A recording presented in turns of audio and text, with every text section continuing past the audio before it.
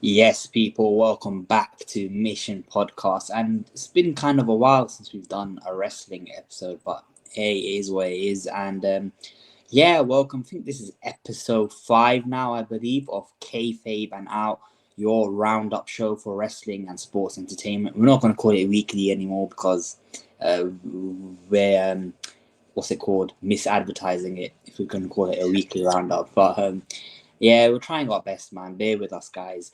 Yeah, I'm joined by my very special co-host today, Danny DK, and we're here to talk the latest news from the world of pro wrestling. And I don't know, there's been a lot. There's been a lot this week that we've seen in the wrestling world.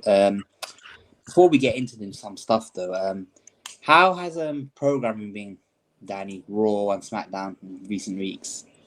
No, us man, it's been quite stale to be honest. I'll get onto that later on the show. I've got something to talk about that. But when I actually talk about Raw and last SmackDown last week, we'll get onto that. Yeah, Yeah, I mean, I think the last episode we done was the SummerSlam review. So yeah, um, let's not waste any more time. Then I think first thing I want to talk about is Mr. John Cena. Now we've got what, about 4 months now left of his 4 months and like 14 dates, I think.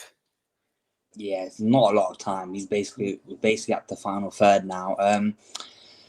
So he's been asked in an interview recently. WWE, I think, I don't know who asked him what interview he done, but they asked him about Brock Lesnar. What do you think about facing Brock?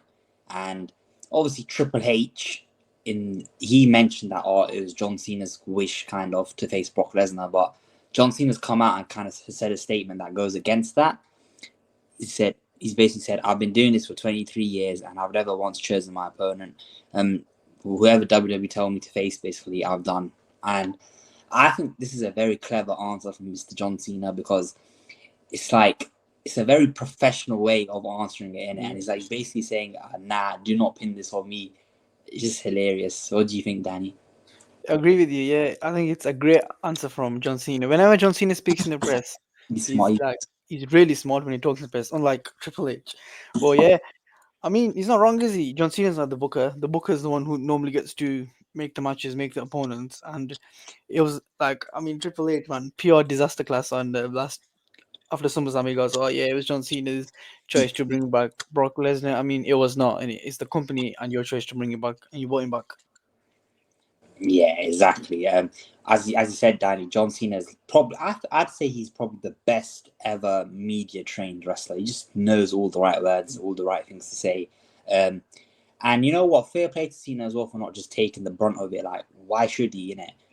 Exactly, I yeah. think that was very distasteful from Triple H to try and do that. But hey, it is what it is. Speaking of Cena, though, there's some news coming out that WWE are looking to do a PLE in September around the same time as AEW's All Out.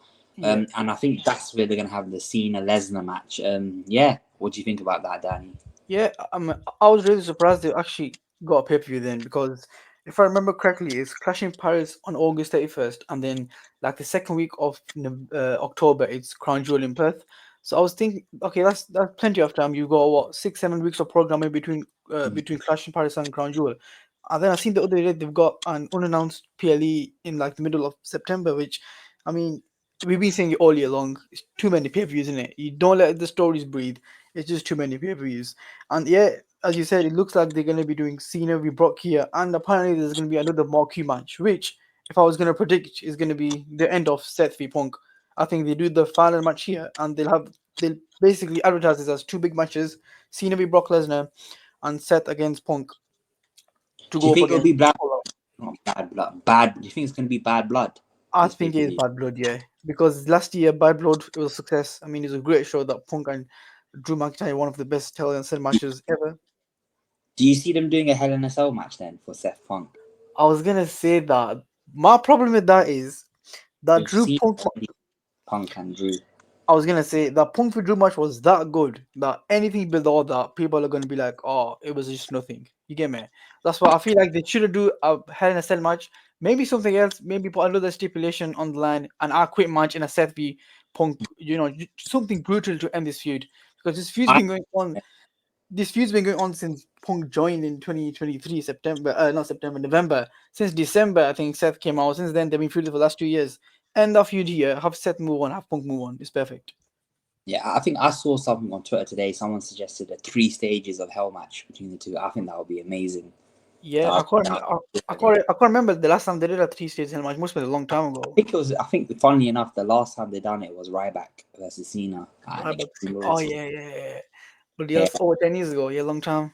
yeah, it's been ages. So yeah, that could be a good match to bring back for Bad Blood. I think. Do you think Cena Brock will main event then?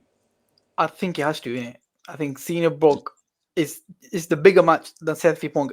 First of all, because we've seen Seth v Punk twice, and in a triple threat match, and Cena v Brock, especially Brock being the attraction and Cena's last year, I think Seth Punk probably opens, and that match probably closes the show. That's just my prediction. I mean, I think Cena v Brock is nailed on, but I think to give that pay per view, even I mean, it's Cena v Brock. You don't really need to promote anything else to have that pay per view, be as big as it is. But putting Seth and Punk there and Cena v Brock on the same show against All Out, yeah, that's something I can see them doing. I mean, I think WWE are purposely doing this to AEW, and they're just trying to fuck with them.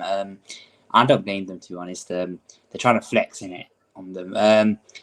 What else? What was I gonna say? Yeah, Brock Lesnar's been advertised as well for 2 SmackDowns next month, so I think that match is definitely happening at the September pay-per-view, whatever they call it.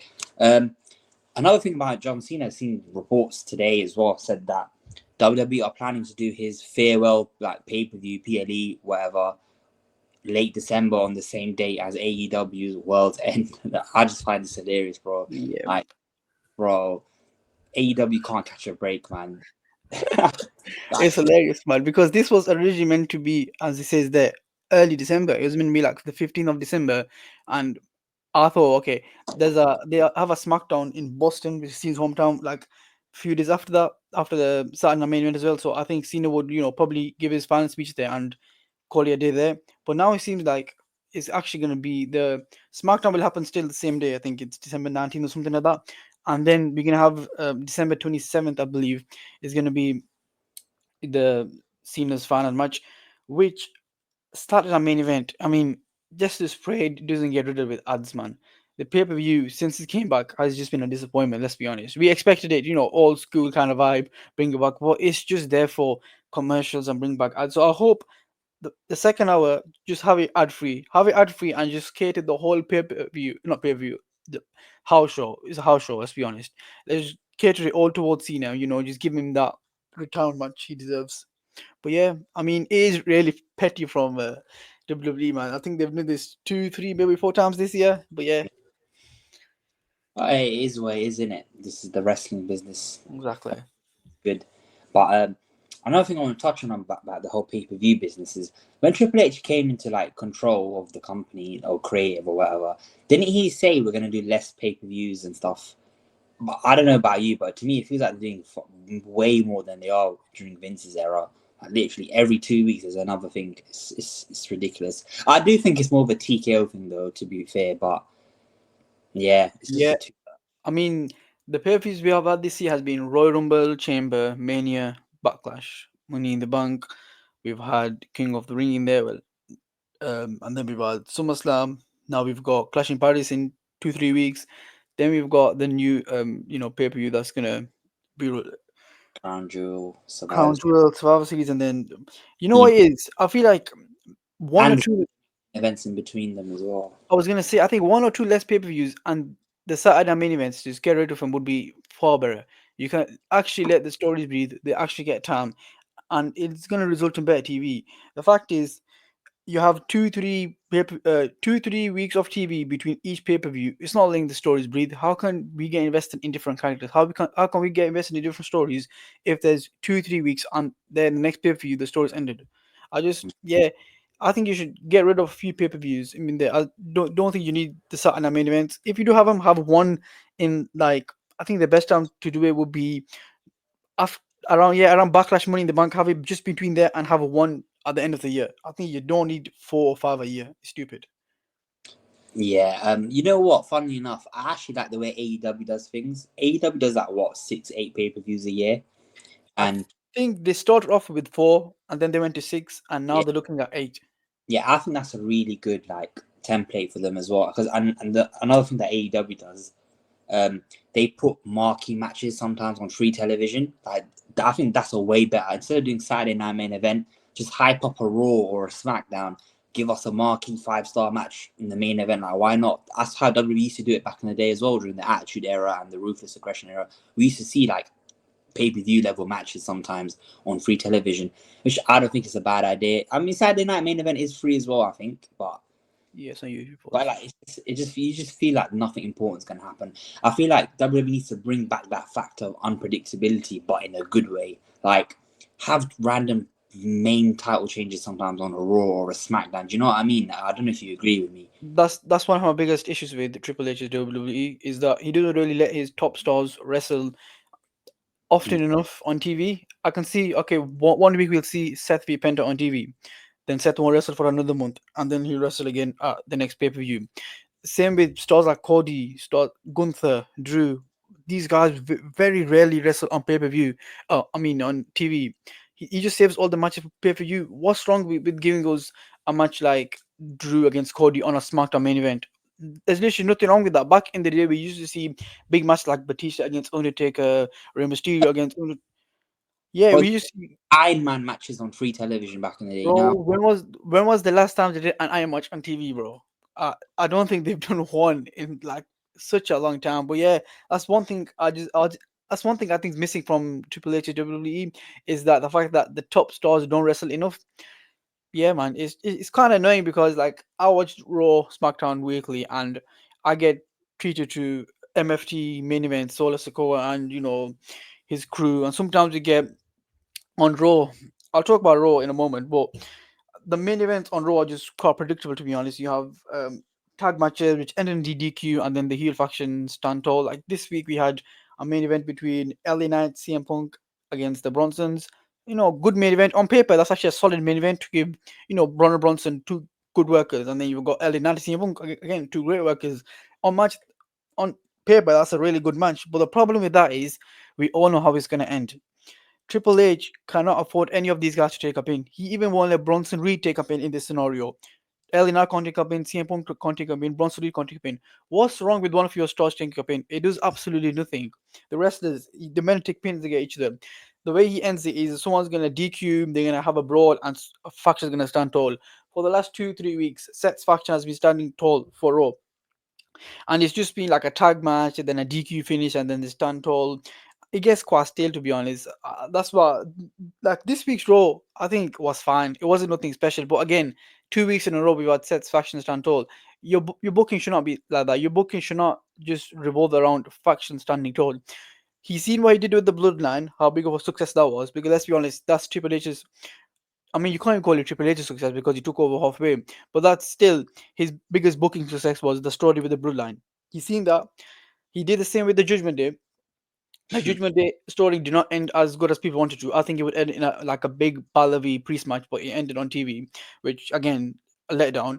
He seen that, so it was Bloodline in 2022, Judgment Day in 2023. Last year it was Solo Sikoa's Bloodline who were just taking over SmackDown and having just giving bad SmackDown matches. It was them two against LA Knight and under Babyface.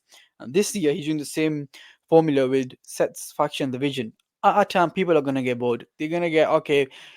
What next week is gonna run what Penta and Sami Zayn against the Bronsons again, and it's gonna end in the same way. Like it's just too predictable. That's one thing I hear about Triple H's booking. It's too predictable.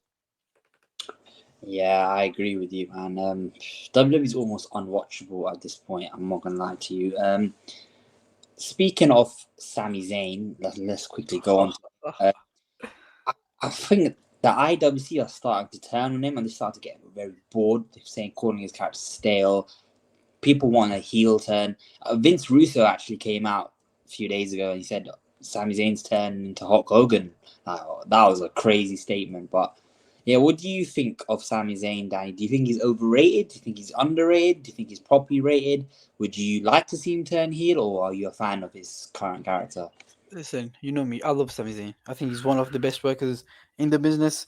In my opinion, he's a top 5 babyface the company probably ever has. As in the guy who can get you invested in stories, a guy who can put great matches, great promo. This Hulk Hogan shouts by Vince Russo, I think, are ridiculous. Just look at the names he's beat. He's beat Solo Sikoa, a wrestler he should be beating, and he's beat Karrion Kross, another wrestler he should be beating. You can't get Hulk Hogan shouts after that. I'm sorry. The last big wrestler I seen Sami Zayn beat was probably Gunther at Mania 40. Since then, he had the IC title after that, and then he dropped out to Braun. Then he was Immo Black in the Bloodline stuff, and then he was he went into the Rumble. You know, hasn't done anything of significance since then, and since the Netflix premiere, he's been feuding with Karrion Kross. How can you call this guy Hulk Hogan? He's literally doing nothing. I think the end goal with Sami Zayn is, well, what I prefer is him to finally win a world title. I don't know if that's gonna happen next Mania, because it's looking like it's gonna be Seth Roman next Mania. They could have Seth Sami and save Seth Roman for the Mania after that, but I think that is the end goal. I think the only reason he's getting these shouts are because people are more behind Karrion Kross now. I think Karrion Kross has somehow won the crowd over, somehow won the RWC over. They just invested in him. So every time, Sami Zayn beats him, he beat him twice, he beat him at SummerSlam and Night of Champions. I think people are slowly trying to turn on Sami Zayn, but I think it's only Karrion Kross fans and not anyone else. Yeah, but I think Sami Zayn is fairly rated, man. And speak of a heel turn, he should not turn heel at all. I think him winning a title as a babyface is the move. He literally a heel 2.5 years ago. Start of 2023, he was a heel. At this stage, what is a heel turn going to do for him? It's going to do absolutely nothing for him. There's nothing left for him to do as a heel. It's all the work as a babyface. Like Jey Uso and Sami Zayn, I think they teased a heel turn after Jey Uso won the title, and then he went to Karrion Kross stuff, and I was thinking, okay, will they actually do it? Will they actually turn him heel? The only way I could see that is if Karrion Kross beat him, but he didn't. Sami Zayn just beat Karrion Kross. There was literally nothing more to that. So yeah, I think the talk of him turning heel is really stupid, especially for the next 2 3 years. I think keeping him as a babyface, have him in the world title, and for a world title run, I don't care if he loses it in 2 3 months. He doesn't have to hold it for that long. He's not a kind of guy who you'd give a title to hold on for, 4 5 months or even a year, like you give to a Gunther or a Cody or a Seth or a Roman. He doesn't need that. He just needs his babyface moment, and then he can drop it. Maybe put over someone like Braun or the next door in the company. But yeah, I think these shouts are ridiculous. What about you, Copy? Listen, I like Sami Zayn. I'm a fan of him. I think he's a great wrestler. He's a great promo. But I do agree in the sense that his character is a bit stale. But I'm not saying he should turn heel. I just think they could book him a little bit better. Like it's pretty much the same promo every time and the same like goody two shoes act. He kind of needs another dimension to his character, I think. But as you said, Danny, in this era that we're in right now, it's hard to have baby faces in it. And Sami Zayn is one of your top. He is top 3 baby faces in the company. Him, Cody, and Jay, right? Yeah. And yeah, I think right now WWE needs as many baby faces as it gets, because the WWE will never be lacking in the heel department. And it's so easy to book heels. It's way easier to book a heel than it is a baby face. Yeah. And Sami Zayn, he is a bit of a pure white meat baby face, but so I can get why fans are get a bit bored of him. They want to see other characters get more of a shine. But I don't know, because I think Sami Zayn's a contender for the 2026 Royal Rumble, especially with it being in Saudi. That makes sense to me, business wise and story wise. But with the online reaction now, you know how WWE like to react to online negativity, but I don't know now. I think Sami Zayn, they might be changing plans for Sami Zayn. But yeah, let's talk about Karrion Kross then, innit, since you brought him up. Bruv, this, I don't understand. Why are WWE trying to make a We Want Kross movement happen? This guy is not good. This guy is not good enough to warrant this sort of like support and reaction from people, from fans. I don't get it. Like, can you enlighten me, Danny? Like, what is the hype around this guy? I've said this for such a long time. I don't see it. I don't see what the appeal in Karrion Kross is. He can't wrestle. He cuts the same promo all the time. It's just there's no appeal to him, and the fans getting this behind him is really shocking, and it just shows how stupid the IWC are. These guys have decided to get behind Karrion Kross out of all wrestlers. You have all the wrestlers in the company, much better wrestlers, guys who can actually go promos, and you decide to get behind Karrion Kross. Like, whatever you guys see, fair enough, but I certainly don't see that. So yeah, I think it's stupid. Him getting released, I'm still not 100% sure is real. I think it's a work. To be honest, I still think it's a work. I think they're doing this for the Unreal. I think they can have the Brock return, they can have the Seth cash in, and they can have this. That's best. That's just 3 episodes right there. It's literally right there. Just them 3 episodes, and I think they're doing it because he had the YouTube video. He's done too much press. I think he's done way too much press. Especially today, literally doing the one interview, and he was like, "Okay, no, it's not work, bro. I can see this guy returning a Clash in Paris or Bad Blood or Crown Jewel Perth. I can see him returning any of these pay-per-views, and then Triple H be like, "Oh, look, we all worked you, bro." I'm just this guy, man. You shouldn't be Paul because literally put him in TNA. He'll be perfect in TNA. He'll be their biggest star by far, and he can have a good run at TNA. I know they got the partnership now, so it's not like he won't be away from the company at all. Just have him in TNA and NXT. That's perfect for him. Just keep him away from our TV, please. I mean, yeah. I mean, Karrion Kross has come out on the Helwani show as well. Like, he's getting so much attention from this. He's basically claiming that WWE did offer him a deal, but they basically said to him, you have to sign it in 24 hours, otherwise we're taking it back. And he's claiming that Scarlett wasn't involved, his wife wasn't involved in the deal, blah, blah, blah. He's basically just trying to gain sympathy and gain, like, support from fans. And I think it'll work. I think it's a bit of both, though. I think it's a combination of a shoot and a work. I think it's one of them ones where WWE have had they weren't planning on keeping Kross, but now that they've seen the online reaction and all that, they thought, okay, let's play this into a storyline. Do you know what I mean? I think something happened in COVID. I remember when WWE were releasing stars then. They released, what was it, Drake Maverick or something? Is that his name? Yeah.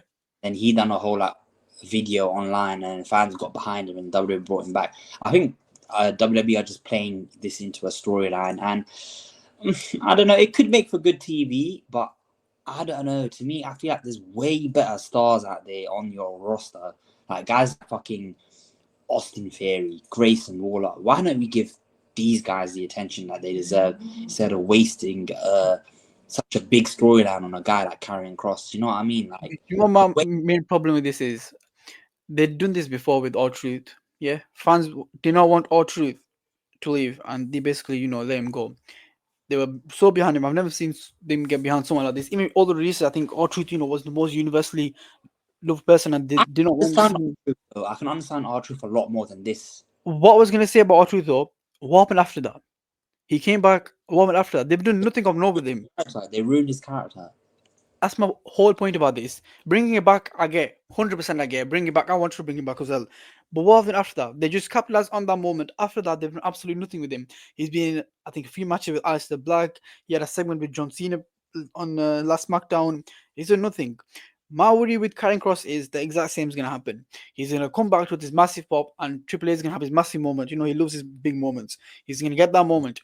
After that, what's he going to do? Because I don't see him doing anything other than that level he was with Sami Zayn. So I think that feud with Sami Zayn is the highest he's gonna go. I don't see him, doing anything else. I don't see him in the title scene. I don't see him feud any of the top stars. I just see him around the mid-card title and that level. So it's just pointless to me because you bring him back. Okay, the fans are happy. Then fans are fickle.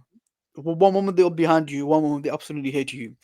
What happens when he gets stale? What happens when he doesn't, when he doesn't actually have anything to do? Because let's be honest, he's not going to win the world title.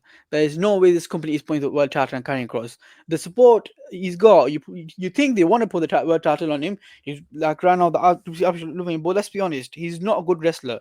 So there's just no reason they're going to put the world title on him. My problem is he's got a certain ceiling, and I think he reached that, and he peaked probably 2-3 weeks ago, 4 weeks ago, or around this time he's peaked. I just don't see him going any higher. I see Triple H capitalizing on this moment, and then it comes crashing down. But hey, I could be wrong. Who knows? Listen, I hope that's not the case, Danny. I hope they don't. I'm just like throwing up at the idea of bringing him back for the Rumble and try push him into the main event. Oh my god. I don't know, man. You know what it is with Karrion Kross? I'm just so not bothered in it. Like, if it is a work, okay, cool. If it's not a work, I don't care either. I just don't care about him, innit? Yeah. Whatever they do with him. But yeah, speaking of R-Truth though, like when they brought him back and they changed him to like a darker character, where he's had enough of being a joke and like a comedy act. I thought that was really cool. That was really interesting. But then they just done nothing with it. It's like, It's bizarre, and it's really stupid. They should have just not brought him back at all. Or if they were going to bring him back, simply just have him play his comedy character again, and like he could have just played it into a storyline. Like, my bad, yo, I just turned up, like something like that, innit? Yeah. But is what it is, man. Karrion Kross, I don't understand it, but he's got a lot of fans, so maybe we're just haters, in it. Maybe he's, but yeah, we'll see. Speaking of haters, well, I don't really deem him a hater, but a lot of people, Mr. Combat Talks, Amana, to say he's a hater, he's old. Bret Hart, he's always got something to say, hasn't he? The Hitman. Yeah. So he's come out recently and he's basically just had a go at modern day wrestlers. He's basically said, I think modern day superstars would be way more better if they copied me, took a leaf out of my book. I think he had the go at Gunter as well about something. He said Gunter's chops are a disgrace or something. But, Too fake, yeah. Yeah, what do you think about Bret Hart's comments, Dan? Do you think it's sour grapes or do you think he's got a point?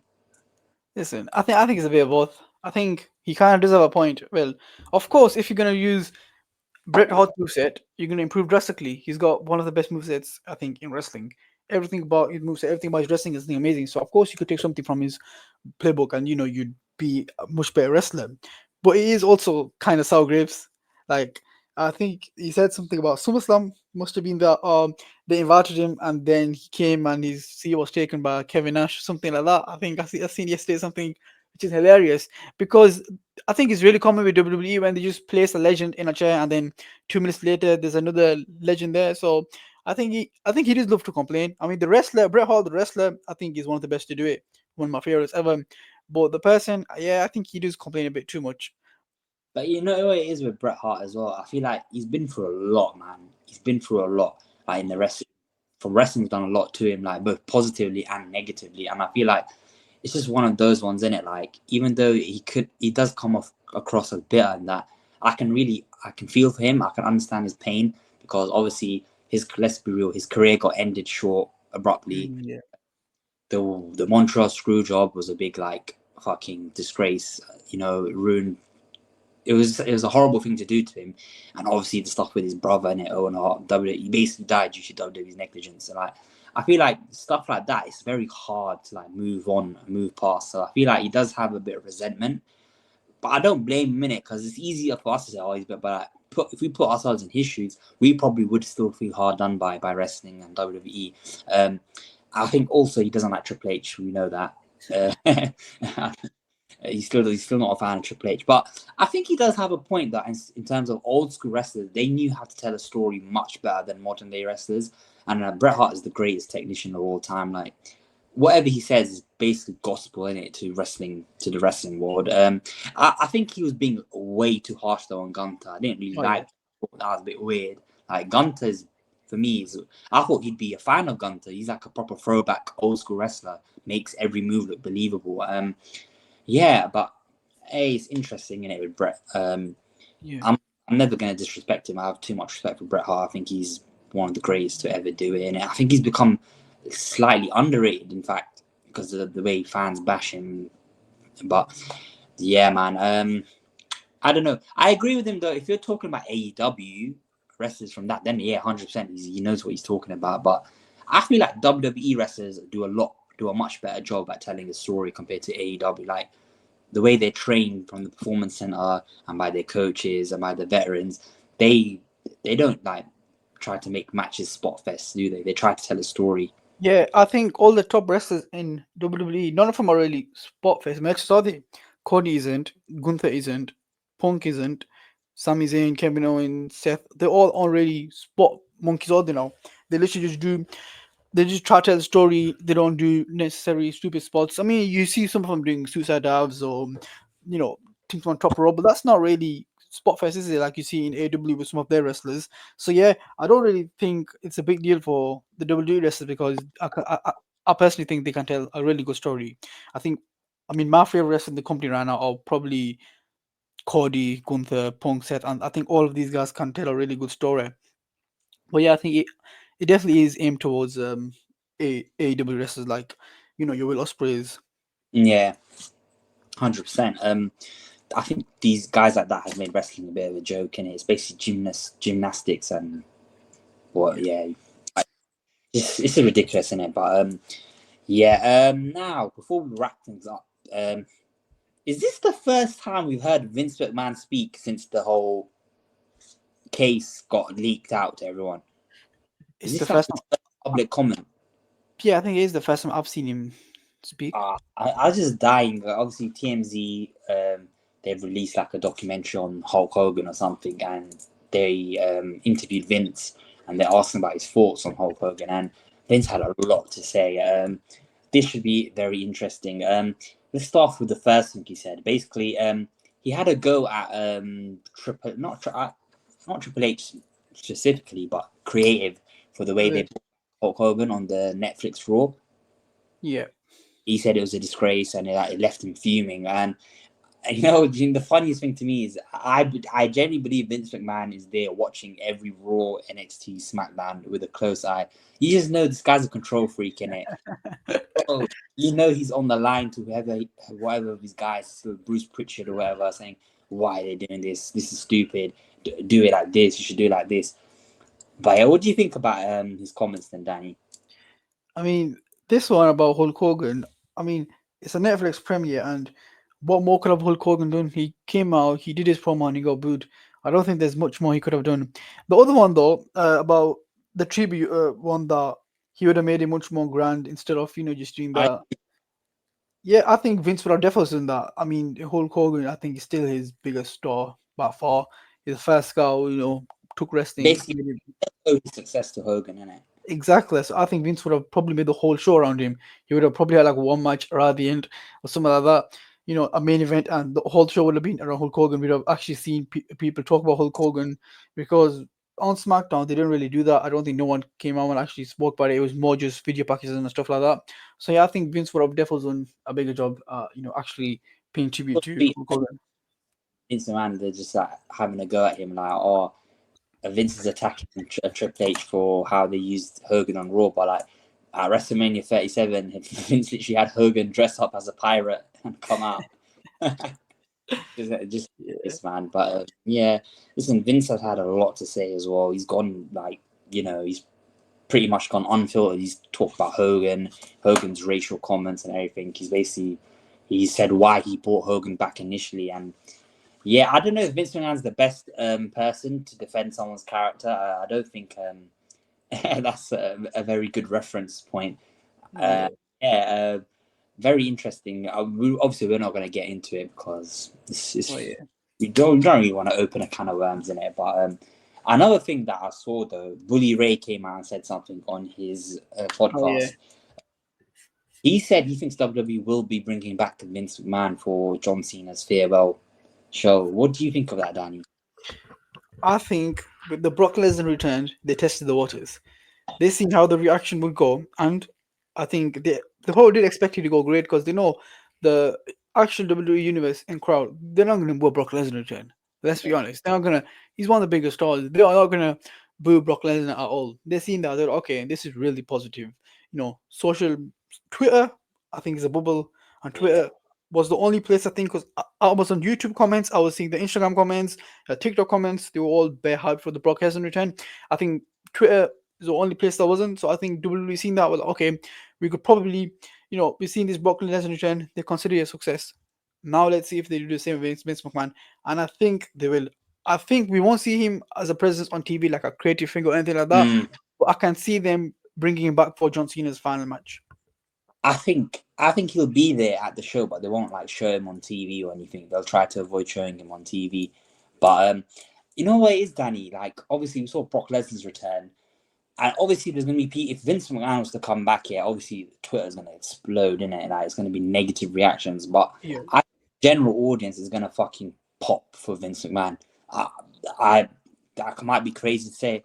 I think Vince McMahon, if he was to come back to the WWE on a Raw or a SmackDown or whatever it is, to his iconic entrance theme, he's going to get a pop and he's going to get cheered. Oh, absolutely, yeah. Totally agree with that.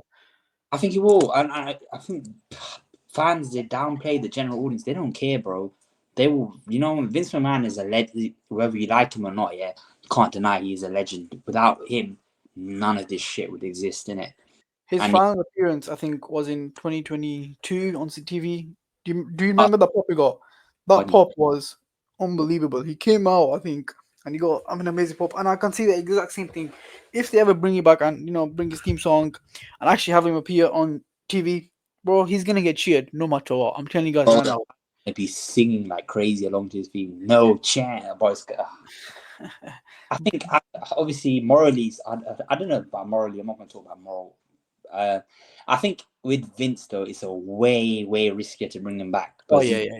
Like he's actually implicated in the case and mentioned. Yeah. He's the subject of the case, isn't it? So, yeah, I think bringing back Vince is much more dangerous than Brock. But I feel like PR disaster right there. I mean, Vince alluded to it. Apparently, he was upset that WWE didn't invite him to the tribute Raw for Hogan. He wanted to be there, but I don't know, man. It's a tricky one, isn't it? It's a tricky. I think they tested the waters with Brock. They're trying to see if they can get away with it. I think they could. I genuinely think they could. Like, not bring him back completely. I think if they have him there, I think he won't get. I don't think anything's gonna happen. I think he'll get away with it if he was to just be there. I don't know about him actually like coming out to his entrance and all that. That's taking the piss in it, but yeah, I think Vince McMahon will be at John Cena's last show. He has to be in it. Vince McMahon was a big. John Cena says it all the time. Vince McMahon was like a father figure to him at times, and yeah, he's just a very important figure in his life. The same way John Cena was as well. Like, you know what I mean? Yeah. But yeah, I think that's pretty much everything. Just before we wrap up, they announced this match for Clash in Paris. Punk, Jay, LA, Seth, which I was kind of surprised they had Jay in there, because I was fully expecting this to be Seth, LA, Punk, and Roman. I thought Roman was actually going to be in this match because of last week. I think Punk, Roman, after the show, they kind of had like an argument. LA was there as well. But I think the match for Roman will be Roman against Bronson Reed. I think the video package Bronson Reed had on Raw, I think that indicates that we're going to get Bronson Reed with Roman, which again, I'm fine with. I think for a BT pay-per-view, Clash in Park crowd, Bronson Reed, I think, is a good wrestler. Roman Reigns is a great wrestler. You remember some of those matches against Braun Strowman in 2017? Those were some good matches. I think we can have some kind of match of that here. This match, I'm fine with. I think Jey Uso will take the pin. He's going to be the only guy in this match who's going to take the pin. But yeah, I think it's a good match for the Paris crowd. Yeah, I mean, Clash in Paris is going to be amazing. The crowd is going to be electric for that. We'll probably do another episode with like a Clash in Paris preview, talk about depth. But yeah, I mean, I saw the IWC today. They were complaining about the whole Vincent Van Gogh like background and stuff. So stupid. I'm not real. The IWC is not a real thing, man. Yeah. But yeah, anyways, yeah, that's pretty much all we wanted to talk about. That was episode 5, I believe, of Kayfabe, and out your roundup for pro wrestling / sports entertainment. Yeah, we'll see you guys. We'll see probably next week. Next week, yeah. Clash in Paris preview, whatever. That's around the corner. So yeah, see you guys for the next one. Remember, we're on the road to 200 subs, so please help us get there. Check out our website as well. We like to write articles. We're trying to get more active with that. If people will read shit, But yeah, man, we'll see you for the next one.